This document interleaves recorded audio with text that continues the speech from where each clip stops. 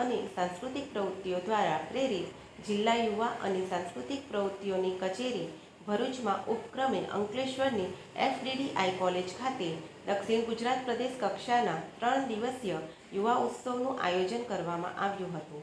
આ યુવા ઉત્સવમાં ભરૂચ, સુરત, વલસાડ, તાપી, નવસારી, ડાંગ, છોટા ઉદેપુર અને નર્મદા જિલ્લાનો સમાવેશ કરવામાં આવ્યો હતો। યુવા ઉત્સવના આજના પૂર્ણાહુતિના દિવસે જિલ્લા યુવા વિકાસ અધિકારી મીતાબેન ગવલીની અધ્યક્ષતા હેઠળ બાળ પ્રતિભા શોધ સ્પર્ધાનું આયોજન કરવામાં આવ્યું હતું। યુવા ઉત્સવના અંતિમ તબક્કે બાળ પ્રતિભા શોધ સ્પર્ધામાં 8 જિલ્લાની પ્રાથમિક શાળાના 660 વિદ્યાર્થીઓએ વિવિધ સ્પર્ધામાં ભાગ લીધો હતો અને પોતાની પ્રતિભાને દર્શાવી હતી। આ પ્રસંગે FDDI કોલેજના પ્રિન્સિપાલ રાકેશ પરાસર સહિતના અધિકારીઓ અને સ્પર્ધકો તેમજ નિર્ણાયકો ઉપસ્થિત રહ્યા હતા।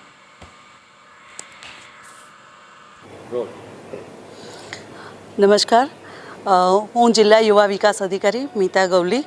આજરોજ દક્ષિણ ગુજરાત પ્રદેશ કક્ષા બાળ પ્રતિભા શોધ સ્પર્ધાની અહીં અંકલેશ્વર FDDI કોલેજ ખાતે ઉજવણી થઈ રહી છે। આજે અહીં 13 જેટલી સ્પર્ધાઓનું આયોજન થયું છે, જેમાં દક્ષિણ ગુજરાત પ્રદેશના છોટાઉદેપુર, ડાંગ, નર્મદા, સુરત, તાપી, વલસાડ, નવસારી, ભરૂચ વગેરે જિલ્લાઓમાંથી અંદાજિત 660 જેટલા વિદ્યાર્થીઓએ ભાગ લીધો છે। આ વિદ્યાર્થીઓએ ચિત્રકલા, સર્જનાત્મક, લગ્નગીત, સમૂહગીત વગેરે જેવી સ્પર્ધાઓમાં ભાગ લીધો છે।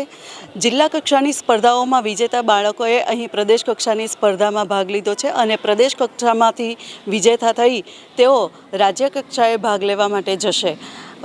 અહીં બાળકોએ ખૂબ મોટી સંખ્યામાં ભાગ લીધો છે અને ખૂબ ઉત્સાહી છે।